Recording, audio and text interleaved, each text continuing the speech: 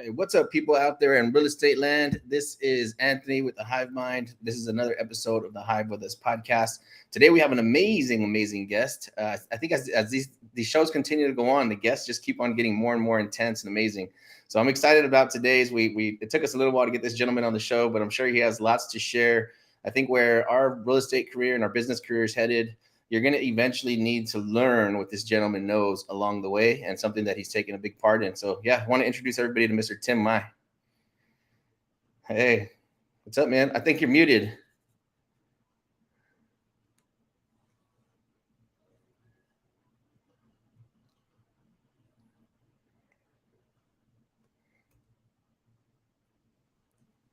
Testing 1, 2, 3. Can you hear me?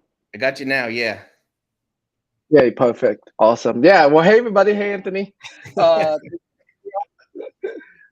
Awesome, man. Yeah, thank you for being on here, man. And one thing I wanted to do is tell you thank you too for always being there whenever I would have you look at stuff and ask for some advice. You were always there to provide support, man. So that means a lot. A lot of people, they make themselves unavailable on purpose, which I can respect. But yeah, you've done a lot for us, and I appreciate that, man. Thank you. yeah, definitely. You're welcome. Always, always glad to help a fellow investor, right, in the industry. We learn from each other. I know I learned a ton from you as well, and so I always love sharing ideas, and I learn from each other, and we both grow. Yeah, man. I love the energy and I appreciate it. Yeah. So, we kind of spoke offline, but you've been doing this for 20 years. Yep. Yeah. So I got started in 2002 after I got laid off from my IT job, back during the .com days, and yeah, since then I've done all kinds of deals. I've done a lot of wholesale, a lot of fix and flipping. When the market crashed back in 2008, I had 30 rehabs going on at different stages of that rehab. So I got hit pretty hard during the last market crash. And But yeah, just like a lot of entrepreneurs, we bounce back from that, we learn from that, we grow from that. And yeah, I've been blessed. I've probably done well over 1,000 deals now, throughout the years. And in the last I would say 3 years, I was when I transitioned over to the land side of the business. So I'm not doing any more fix and flip. I'm completely out of that. Mm-hmm. And Yeah, we do a lot of land flips, land investing, land entitlements. So we are in Houston Metro, and then we recently expanded into the Dallas and some Austin area as well. Well, welcome to the dark side, man. Thanks. Yeah. And side. So, dude, why don't we start right there real quick? Why did you stop doing like cash flowing assets like houses, right? Because land Yeah. is cash flow. So what would possess you to get into land? Yeah. So it was actually completely accidental. What happened was I was at that time I was buying a house and then do an addition, turn into a duplex, and then the remodeling for those, the construct, they're pretty hefty. I'm like, okay, if I'm gonna do this much, I'm gonna spend over $100,000 just to remodel and do the additions.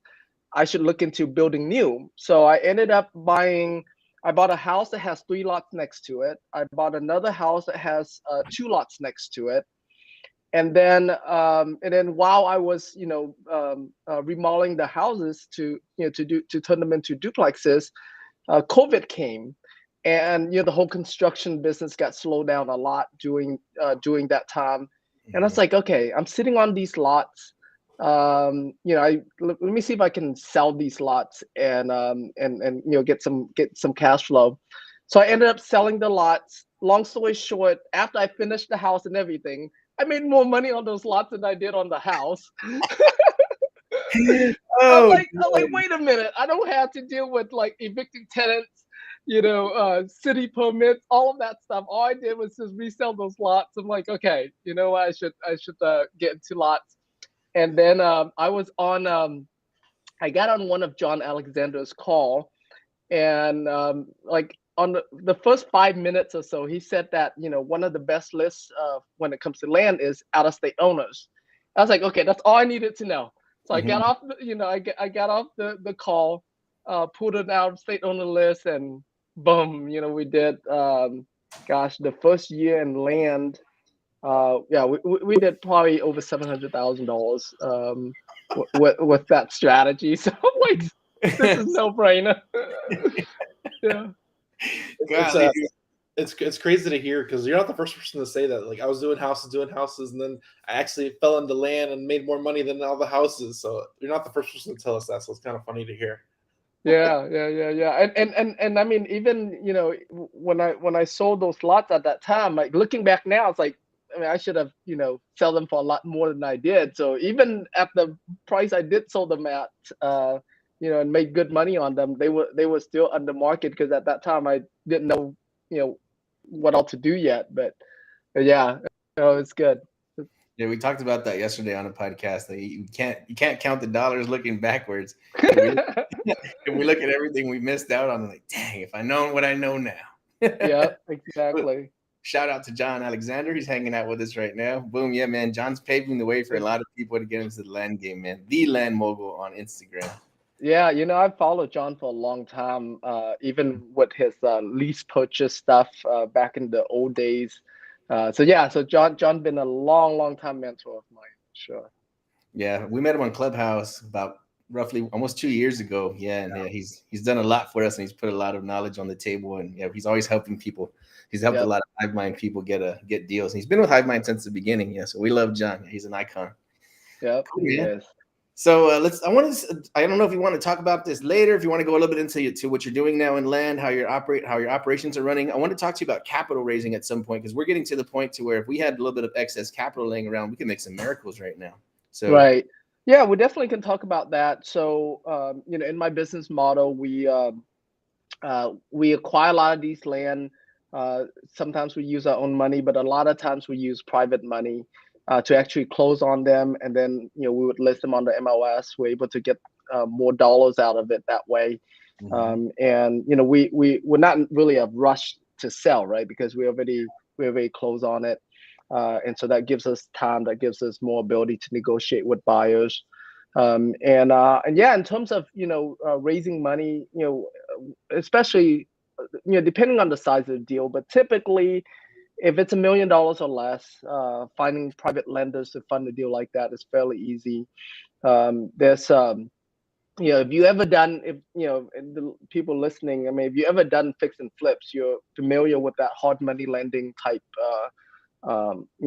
industry, right? Type business. And so a lot of those private lenders, they're used to lending on houses. They're not that used to lending on land. But if you've done some deals with them and they trust you, they'll go wherever you want to go. I mean, they have that level of trust. So that's what I did. I started talking to my private lenders from all the house flips I've done, and told them, hey, I'm getting into land now. We have different types. That we have the infill lots, which are very easy to do. We comp them just like the way we do houses. So the loan on them is very straightforward, nothing much. And then some of the lands that we do that's a little bit more rural, harder to comp. But I can certainly just start you with the easy ones, so that way you get familiar with it. And then when we get a bigger deal, that is not as easy to come. At least now you know how the business works, and so I have those kind of conversations with them. Some say yes, some says no. It's not a big deal. You just having conversation with more people. If you don't have any private lenders, you certainly can talk to some hard money lenders. Some will do that. Hard money lenders tend to be more expensive, a little bit less flexible. But some of them have a lot of money, so they certainly can do it. They'll some every hard money lender is a little bit different, but they'll want to see your credit. They'll want to see that you have some money in the bank account for reserves. And yeah, I was just a friend of mine has a 55 acres in Nacogdoches, and he's looking to buy it and subdivide it into 11 acre lots. Mhm. And so he asked me, "Hey Tim, you know anybody, that would loan on this, so that way I can buy it and do the um, you know do the subdivide?" And I hooked him up with a hard money lender, and yeah, I mean they're willing to lend on it. And so yeah, those lenders definitely exist, but I would say private lenders it's the probably among the easiest, especially for a lot of the land deals. Now, if you're doing bigger deals where you're going to do development and stuff, the kind of capital raising I do these days are syndications for commercial real estate, apartment buildings. Typically, they're 10 million plus type properties, and so you are having to raise a lot more money. So you pull, instead of one person, let's say one person gives you 100,000, you might have 10 people or 100 people each give you 100,000. That's what a syndication does. And so, yeah, you don't really need to worry about syndications until you do much bigger deals. Like I have a couple of deals right now that I'm looking to do land development on. So I've closed them with private lenders when I bought them, and I'm going through the process right now to get them rezoned. Getting bids for civil engineers and all of that stuff that we need to do to then do one of them. I'm doing a mixed use, so commercial in the front, multifamily in the back. Another one that's going to be a build to rent subdivision, probably around 100 lots or so there. So in a case like that, I am using private money to buy it. I'm using my own money to get it to entitlement phase. Entitlement is basically where you get the rezone and all of the approval in place. Mm-hmm. And then once that is done, then I'm doing a syndication to raise money to then do the actual development. So as you can see, there's different stages of how you can fundraise for these deals. Man, that's amazing, dude. So I've never put together syndication, but that's so funny that you said that because I've never heard you say it before. But I was going to text you just a couple of days ago. And I said, oh, I got to call this guy. I was going to ask you if you can do that and how that works. So is it pretty simple to go into a little bit of it of how putting that together? Or Yeah. So I mean, obviously, it's not something that you can do the document on your own, right? So you do have to hire an SEC attorney to do it. Costs about $15,000 to do the document. Mm-hmm. So it's called a private placement memorandum. And basically it's a document. It's like 100-page documents that explain who's going to get paid what, who are all part of the transaction. So it spells out all the legalese, right? Because it's syndication is similar to selling a security. Let's say if you have a company, like a public company, for example, and they raise a bunch of money from the public, and so they're selling securities. And so that's what syndication is. Syndication is just like a much smaller transaction than taking a company public, but the process is very similar. Mm-hmm. And so syndications, different from private money, is this. With a private, hard money, private money, that's a loan. So someone's loaning you money for you to buy that property, and you're paying them an interest, on that money. Syndication is they are investing in your company. So they get shares of your company, basically. And so it's not a loan. So they get equity, whatever the equity split is. It's very common that people will do either an 80-20 split. What that means is the money partners get 80% of the deal. The general partner who's running the deal gets 20% of the deal.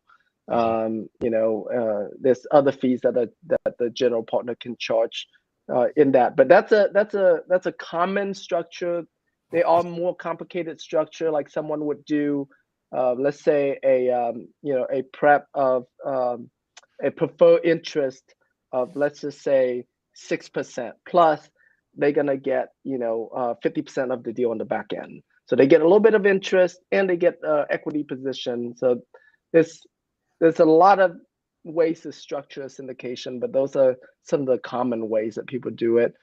It's just in terms of the actual, but outside of the document itself, raising money from the people is very similar.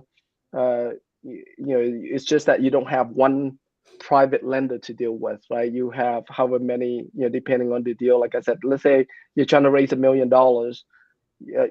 If you have a private lender that loan you that whole $1 million, you only have one person to deal with. But in a syndication, most likely, each person's going to invest 100,000 with you, and so now you have 10 people that you have to work with.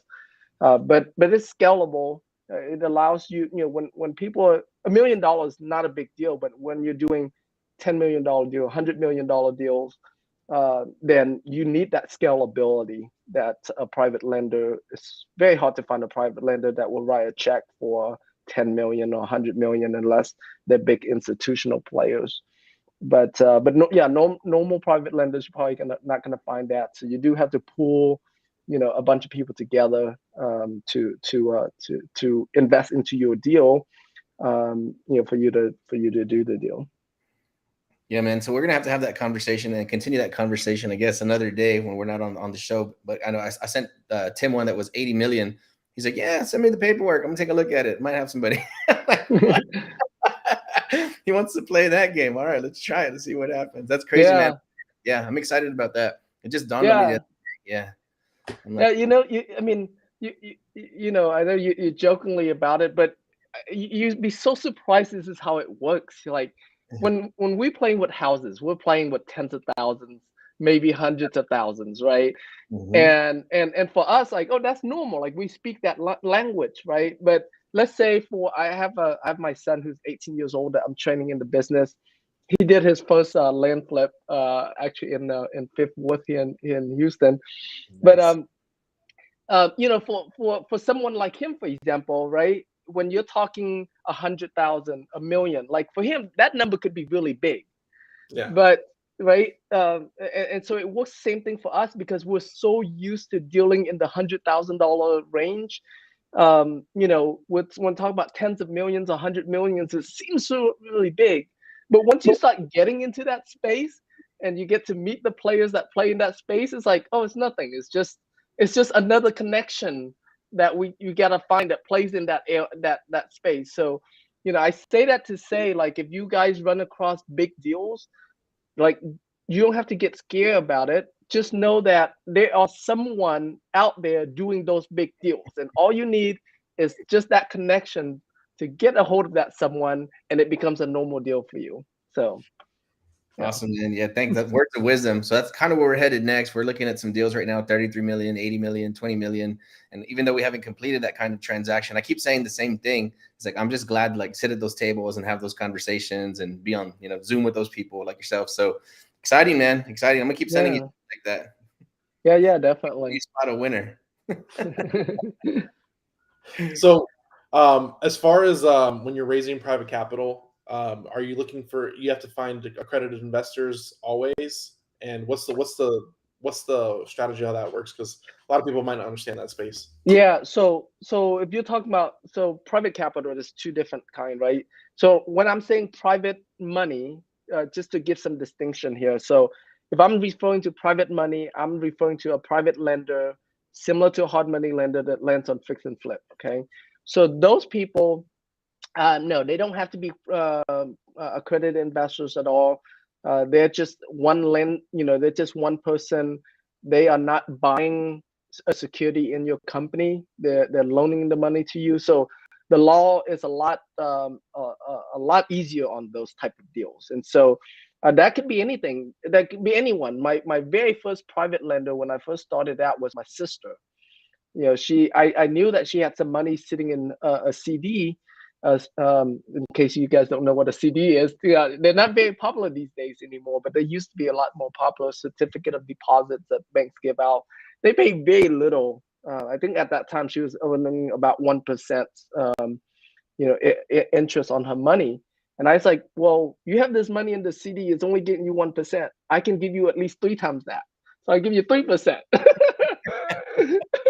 So that's a private, that's an example of a private, lender, right? And then when you get over to the syndication side, there are different types of syndications. There are, and I'm getting into legalese here, but you guys don't worry too much about it. But there's a Regulation D 506B that will allow up to 35 non-accredited investors. And so the only thing about the 506B is that you can't publicly advertise that deal, and so it has to be people that you have personal relationships with, the SEC goes into all of like how many touches you have and stuff that goes beyond this call. But the point being is that if you want to raise money from non-accredited investors, 506B, you have to have relationships with them already, like your friends, family. You can talk to them about that deal, and there's no minimum. You be like, hey, grandma, can I borrow $1 million, $2 million? Yeah, of course. You have the deal, we have the money. That's how it works. Hang on, mijo. I'll write you a check right now. Yes. So yeah, so in a 506B, there's no minimum. Like you can do as low as you want, but you don't want it too low because then you would need a lot more people that you need to raise money from, right? So let's say you're trying to raise $1 million. If each person invests 100,000, that's only 10 people you have to deal with. If each person invests 10,000, that's 100 people you have to deal with, right? So do they all get so in the deal? Everybody that puts in money, or are they like silent partners, or are they active? active? Yeah. So they're silent partners. They're called limited partners, which is completely silent. They don't have voting rights or anything like that. And so that's a 506B. A 506C, that's for accredited investors only. So what that means is basically they have roughly about $1 million net worth, and you can advertise that type of investment publicly. You don't have to have prior relationship with them.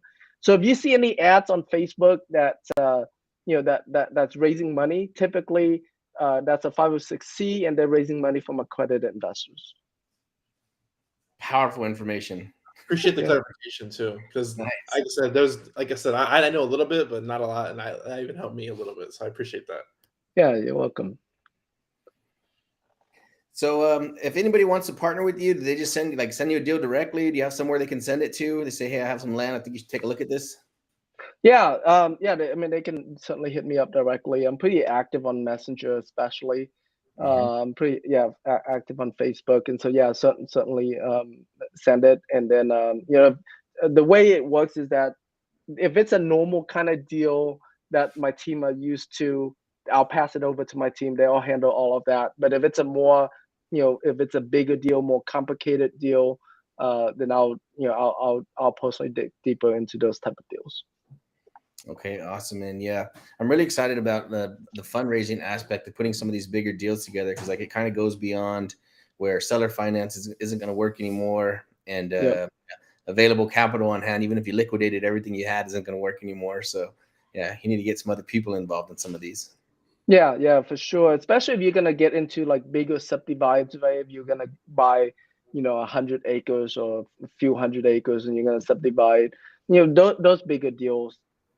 Generally speaking, I think that there's no technically there's no size limit, but it's rare that I see someone that does a syndication for a deal that less than $5 million. It's because like I said, the document costs you 15 grand to create, so it's just for the document, and so there's cost involved in doing syndications. And so typically people do it on bigger deals. And then if it's smaller deals, they'll either use private money or they'll do joint ventures. So they'll bring on a money partner, maybe 1, 2, 3 partners that come on, pool money together. So that's more common on smaller deals. But yeah, when you're ready to do the much bigger deals, syndication is a very common way of doing it. And it's the law got easier since about 10 years ago, and so that's why now you see it's such a common place of people doing syndications now.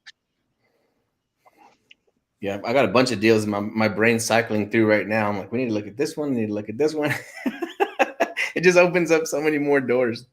It does for sure. So now it's like, now I'm not afraid of looking at bigger deals.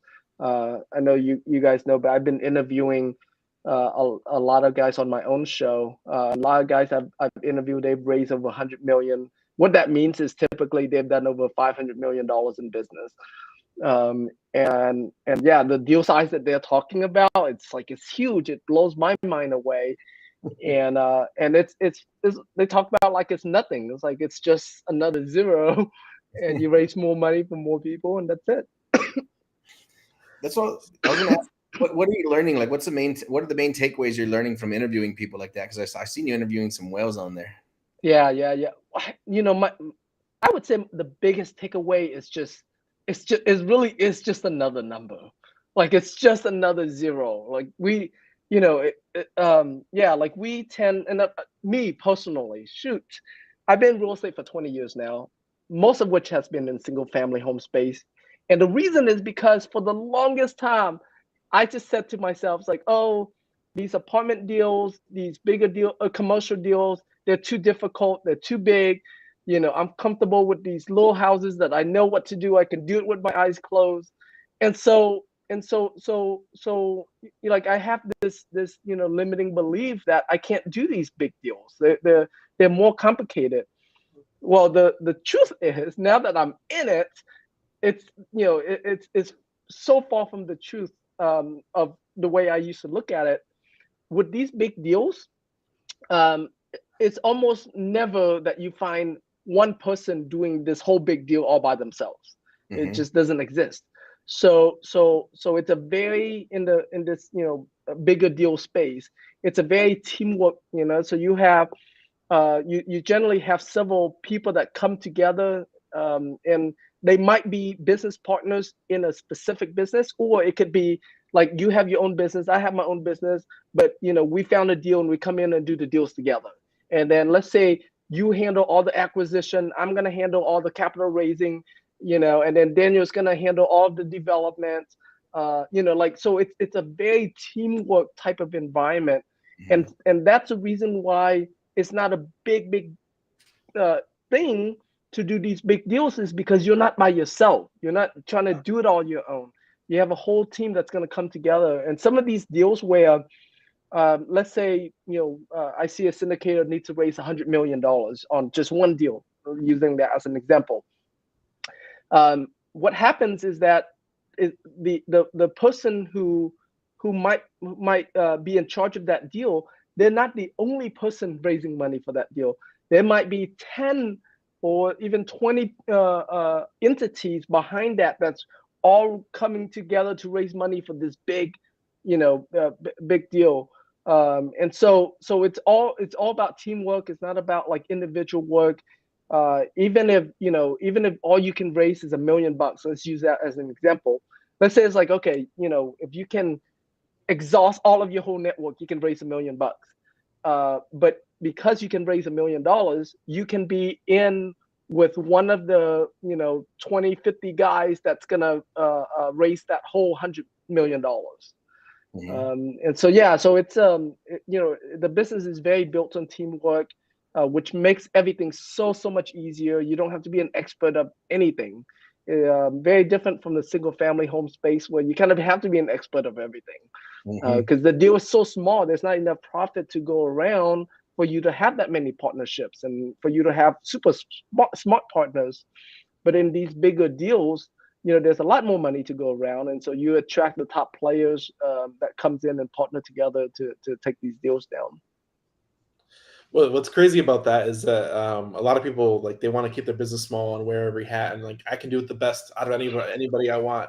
And the crazy part about it is the bigger you get, the easier it becomes, because you can always outsource and find the right people to help you do what you need to do. Yeah, so exactly. The term of scalability, the larger you get. So everybody out there thinking small, you need to think bigger. Yep. Yeah. I think you're the one that helped push that button in my brain, Tim. Is I called you one day and I was talking to you about some of the deals I was doing, and we're just kind of sharing back and forth. It's like, yeah, I'm working on one right now that's 60 million, and I was like, then why am I working on these little ones? So it's cool I think that's probably something that I've enjoyed the most, even more than like the dollars and cents about these deals, is the people that you meet, the connection. You said the quality of people, like the ideas that they have, just personality types. It's like people are very laid back, very calm, right? Because there's a I guess things have the potential to go very well if you can stay level-headed, stay helpful, stay humble. And that's what I'm realizing, is that sitting at these tables, hopping on these phone calls, hopping on these Zooms, these people are the people that you'd want to be around anyway. Super helpful, super humble, super connected. And I think that's cool, man. That's something that I've been enjoying more than anything else, is the relationships that we're making. Yeah, me too, for sure. And for some reason, this industry, and for the lack of better term, I'm calling it, the big deals industry. I like That can include land, it can include apartment, commercial real estate, but um, I found that most people in this industry are very collaborative type. Um, you know, like that's just the way they run business. I think it's the industry kind of forced them to think that way. And so yeah, it's been phenomenal. I love the people that I've been interact with, and meeting with, like you mentioned. And yeah, the people I've been interviewing, I mean, gosh, they blow my mind away all the time. Yeah. So, can you talk about the capital raising summit? What is that, and who's your general people that you want to come? Yeah, so basically, it's about how to raise capital for big deals. A lot of people who are coming are syndicators. They're raising money for apartments, commercial real estate, land development. We also have some fund managers that are coming as well. One of the family office, and that's a whole new different level of individuals. Family office. The gentleman I'm talking to later on today, he's coming. His company, his family office. So family office is basically when you are an ultra wealthy family, you pull money together as a family, and then you hire like a financial advisor to help your family invest that money. Okay, so you see that a lot with like the Rockefeller family. They probably have the biggest family office. And so anyways, one gentleman that's coming, and he runs a family office. They've done over $15 billion worth of real estate. Crazy. Yeah. So crazy numbers like that. And yeah, so he's coming. So it's a lot of people that are there are in the commercial real estate space, people that need to raise a lot of money. And so yeah, so if you guys want to learn how to raise a lot of money, come. It is a more advanced crowd. So if you're looking like how to get started in real estate, a lot of that's going to go over your head, because it's a more complicated topic. But yeah, if you're already in real estate and you want to learn how to raise money, it's definitely a room to be in. Awesome. Yeah, that's one thing. There's always different types of, and that's why I really wanted to ask that direct question, because if you're new, don't go there. You're gonna miss a lot of stuff. It's not gonna really stick, but it's more for advanced people that are already wanting to get in that space, or already in that space, that you can network and meet other people in that Exactly. space. Yeah. The network's gonna be crazy. Like, yeah, the caliber in the room is just insane. Go ahead, Anthony. No, go ahead. I was gonna say, what is a quote that is yours or somebody else's that you resonate with? I just heard this quote this morning. Actually, I was listening to Marianne Williamson, who she's a teacher of A Course in Miracles, and she said this: worry is praying for bad things to happen. And because as entrepreneurs, I don't know about you guys, but I get anxiety all the time. And so I'm like constantly having to meditate and listen to these to help me. But when I heard that, it's like that, I mean, it makes so much sense, right? Because what is a worry? A worry is us thinking about something that hasn't happened yet, that's out there in the future, and we're thinking negatively about it. So it's like it is like dreaming about something bad's going to happen. And so yeah, that was a really good quote. Not anything has to do with business, but if you're like me, if you're a worrier, if you get anxiety, keep that in mind. Yeah, I'll tell you what, man. If you're not growing and stretching and pushing yourself, then you have no stress, you have no worry. But if you're always pushing yourself outside of your comfort zone, yeah, you're gonna have it. I'll tell you something that helped me a lot was getting rid of caffeine because I was just going through cups and cups of coffee, not thinking about it, feeling great, Yep. plenty of energy. But I was like, why in the hell am I worried like so often? Like, what is it? And so once I eliminated the caffeine completely, I feel like at least 50%, 75% of it went away. And then I added CrossFit, and that's helping too. So. That's awesome. Yeah, I agree with you. I mean, coffee does different things for different people, but yeah, it does give me anxiety attacks. Yeah, So some days I drink for like $1,000,000, and then some days I drink it and I just start thinking about. I start highlighting all the little negative things that are going on, and like, man, why did I do it? I should have did this, and like, why am I thinking about this? Who cares? Yeah, I identified the problem and got rid of it. So that's cool. I love that quote, and I do really. I need to reread A Course in Miracles. It's probably been 15 years since I picked that book up. Yeah, good stuff. Yeah. Can you recommend a business book that? Can you recommend a business book in general that you like?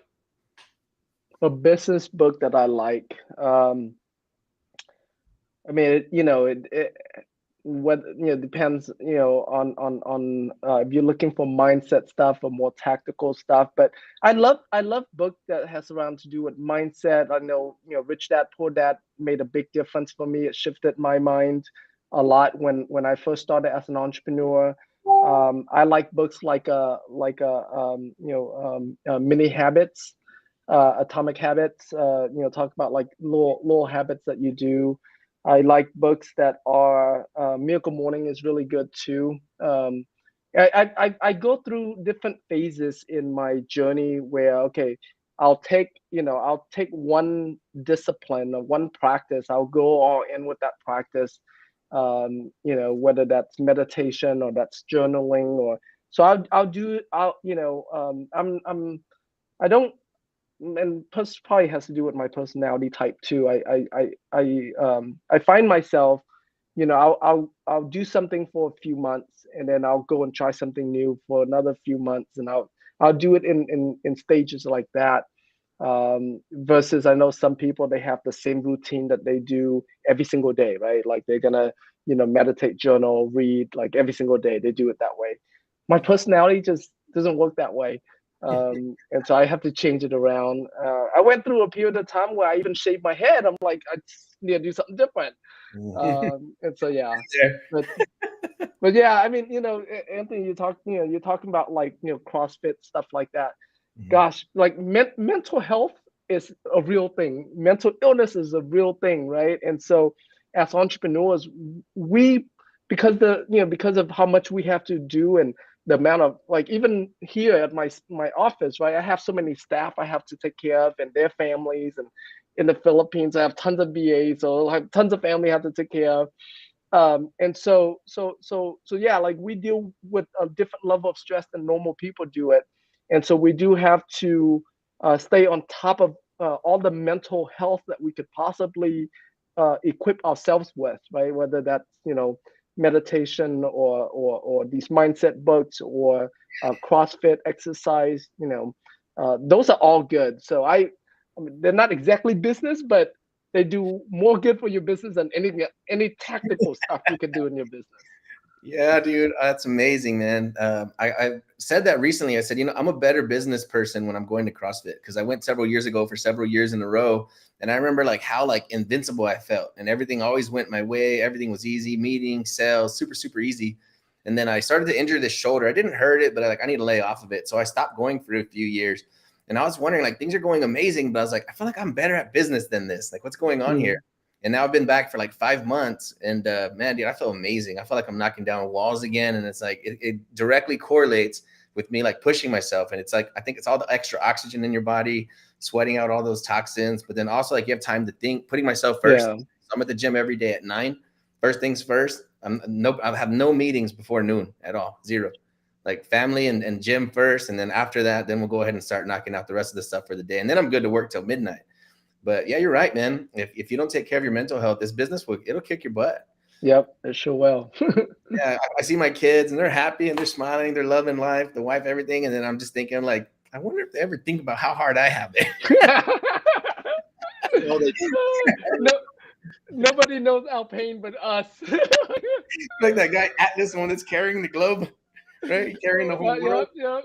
Yeah, and for them, everything's super cool and super easy and fun. And I'm over here like, dang, I gotta go to CrossFit just so my head doesn't explode. I was gonna say that too about meditation. You know, I wake up in the morning and first things first is just pray and just go by myself and get away from everything. No music, no lights, no cell phone. And I try to do it every day, but it's probably 3 days a week, right? But it Right. helps tremendously. Yeah, it helps you calm the storm and put things into perspective. But I think between those two tools have probably been the most powerful tools that I found in business, and it's not even business related. Yeah. Yeah, no, that's good. And one of the things you mentioned, because I know some of us, we deal with like wanting to consume a lot of information, right? Read a lot of books. I went through periods where I went through an entire year without consuming any new content. So like I Wow. wouldn't read books, I wouldn't watch YouTube videos. I would only self-generate content. So yeah, and so it's you. I mean, it was pretty tough to go through mentally, but I mean, you're like you're so much more creative than you give yourself to. All of us. I mean, the truth is that if we just run our business based on our intuition, we'll do just fine without any outside information. Like us, for some reason, intuitively, we know what to do. We know what our business needs. But a lot of times we don't trust ourselves enough. And so we're trying to learn strategies and tactics from other people. But yeah, if you're the type of person who consume a lot of content, it might be a good exercise for you to do the opposite, which is not consume any content and only self-generate content, and almost like coaching yourself through it. So during that time, I went on a lot of walks where I just turn on my phone recorder and just talk, like I'm just talking to myself. And that was really good exercise.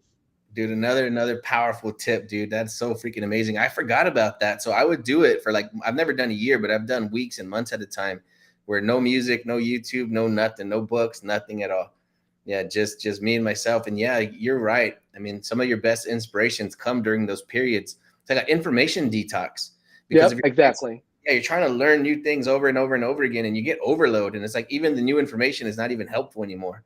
Right. But I think for Yep. people that are entrepreneurial, that you're trying to push yourself to grow, push your business to grow, that's something that you're going to do. You're going to end up with an information overload. So you need to do an information detox. That's powerful. Yeah. About that. Yeah. Yeah. Like I earlier on at the beginning of the show, I share my what how I got started with land. Right. Like I got on the call, I heard John share about one tip, just one tip. This is the list.